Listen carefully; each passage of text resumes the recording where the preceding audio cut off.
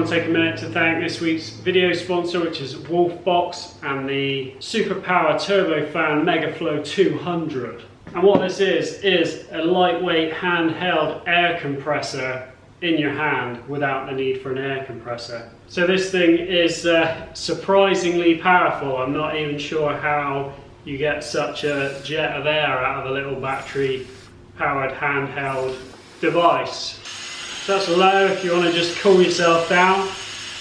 Medium, that's full blast. As you can see, she's got some beans.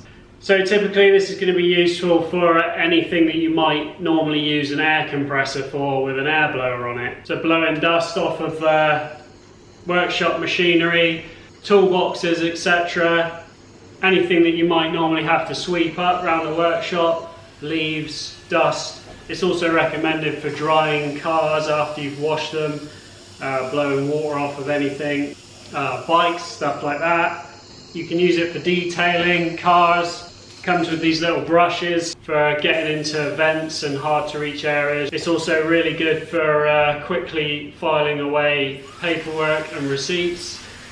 Another use that I think this would be good for is cooling down panels when you are welding, if you're doing a lot of sheet metal fabrication on car panels, which you would typically warp from putting too much heat in them. If you don't have an air compressor, that could be quite a quick and easy way of cooling the panel down.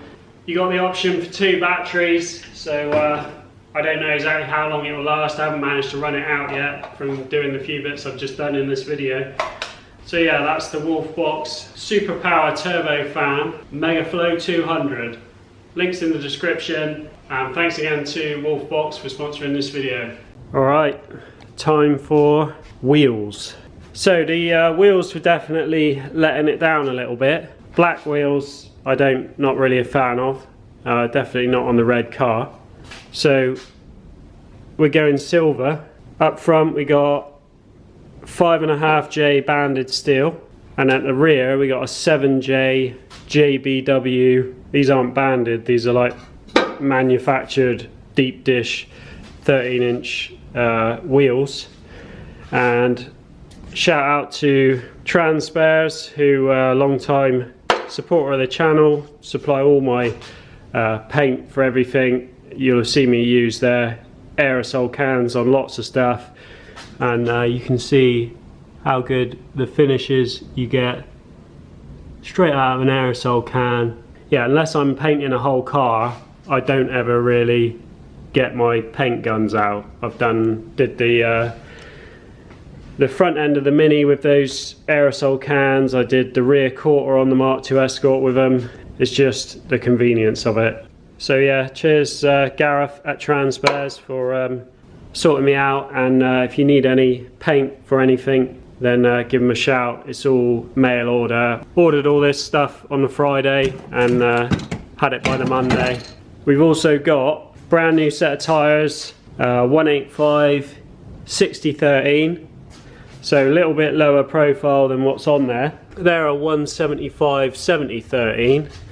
So a little bit wider, lower profile. They actually look like new tyres that haven't really done anything, but they're really old, and you can see they're starting to, well, they just look old. And a few of the winners previously of previous cars, I've driven them like mega long distances to get home. So I just wanted to make sure that it's got obviously good tyres on it, and that everything is as it should be. I've got a full set of these caps, which I've got to be honest, I'm not overly a fan of, but we'll offer them up and have a look. But I'm just going to take all this to the tyre shop now and get those fitted. So the other paint I've got in here, which is the this is like the light grey that I use for inside the Mini, and I'll show you what I need that for, which is super annoying. But when I was moving the car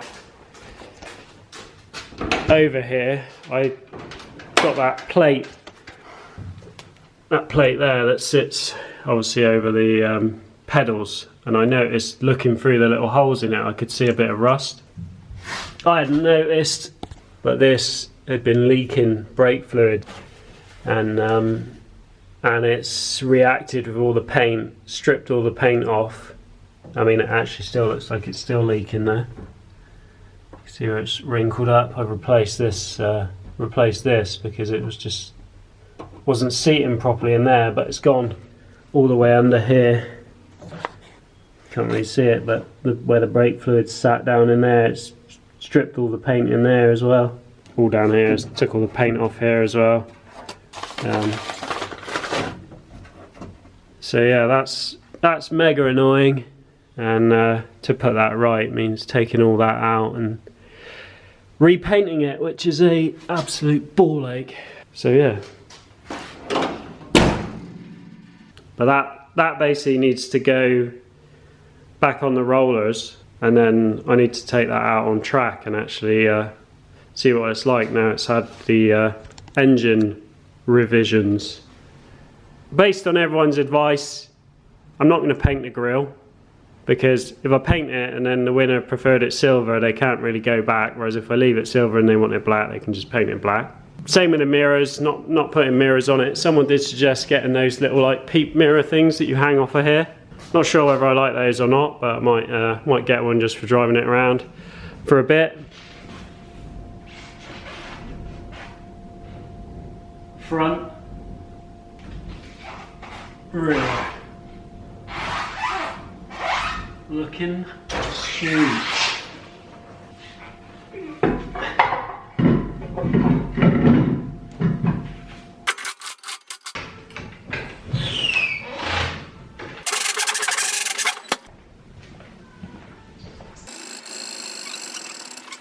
Yeah, those two are. Those two are. Right. There's everything then. I did a couple of women. No, my father always used to say, a couple of women, so you've got to say.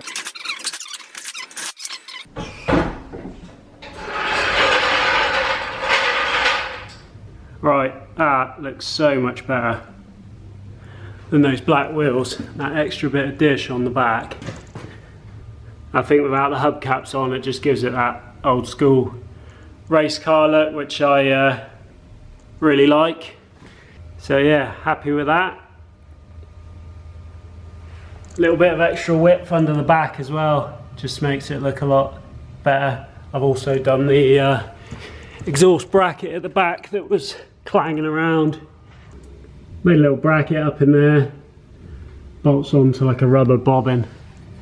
Super solid, so that's not knocking anymore.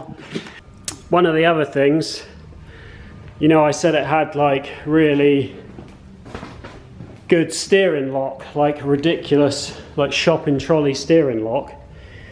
Well, it only had that in one direction, and that was because when they put the rack on and fitted everything up, which is quite common actually, people will just measure the ends of the rack and then basically count that as the center of the rack. So, you know, count the amount of turns your track rods go onto the end of the rack, and then just presume that that's going to be the middle of the rack. And it's not always the case, and it's why sometimes you'll get cars with that will turn more one way than the other. And what you got to do, or what I do, is, so with the wheels in the straight line position, turn the wheel fully one way till it stops, mark where it is. So our center point is about there, which would be like 4 o'clock ish. Go back to where your wheels are straight, go around the other way, and our center point is there about 8 o'clock. So I know that that is now in the center. Before, it was completely out. So what you then have to do is take your steering wheel off, find the point where your rack is in the middle, so you've got equal turns either side, and just put a little mark on it, a little punch or something, to make sure that you know where center is. So I know that when that little mark on the rack is exactly pointing down, that's the middle of my rack. I've got equal travel either side, so I can put my steering wheel on dead straight to that point.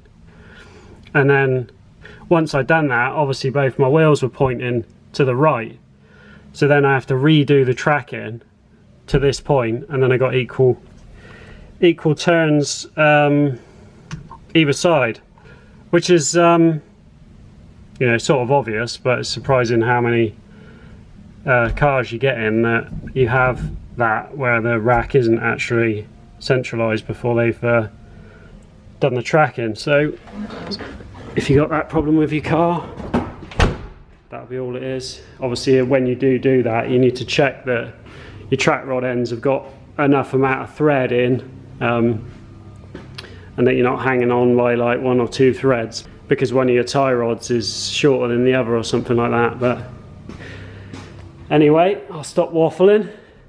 I'm happy with the wheels. They look really good. The whole car looks great. And I'm just doing the last little finishing touches before I take it and stick it on the rollers at JMR, just to see. I'm interested to see what power it makes, and also just get it fine-tuned. It does actually drive really well. There's a bit of a stumble when you rev it, so it needs a little bit of tweaking. Yeah, other than that, it's just a couple of little bits, and this thing is ready to rip. So that's gonna be it for this one. Cheers for watching. See you on the next one.